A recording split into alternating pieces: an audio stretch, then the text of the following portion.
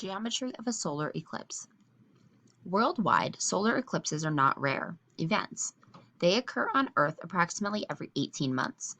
However, it is rare to see a solar eclipse from any one specific location, like your hometown. The mean frequency for a total solar eclipse in any one place is once every 375 years. You really need to be in the right location at the right time to see one. What you actually see during an eclipse depends on your viewing location. It also depends on where the moon is in its elliptical orbit around Earth. A solar eclipse can only happen during a new moon, when the moon is between Earth and the sun, so that we can only see its shaded side. Also, the sun, moon, and Earth must be perfectly aligned.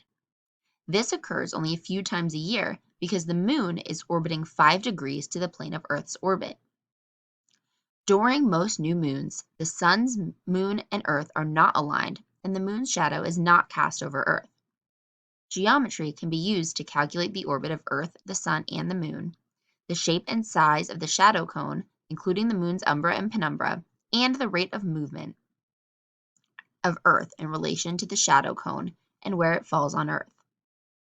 When the moon, sun, and Earth are aligned, the moon blocks the sun and casts a shadow cone over Earth. The shape of the shadow cone depends on how far away the moon is from Earth. Remember that the moon's orbit is elliptical around Earth. Sometimes it is closer to us and other times it is farther away. When the moon is closer, the shadow cone is more focused and a smaller area on Earth will fall under it. A more distant moon casts a broader shadow. The shadow cone itself has different parts, which also affects what we see.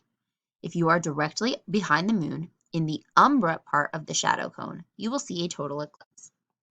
If we look at this chart, we can see that the umbra is this darkest part of the shadow here, and then in this case here.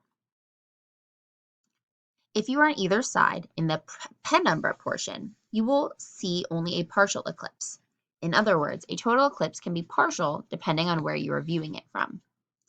In this case, the penumbra is this lighter part of the shadow. So here in this drawing, and here in this drawing.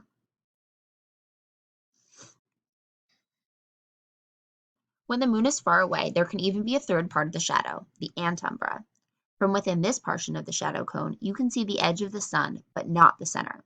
This is called an annular eclipse. And this would be this little white spot here. And in that case, you would see this image in the middle. And by the way, if you're under the umbra, you would see nothing.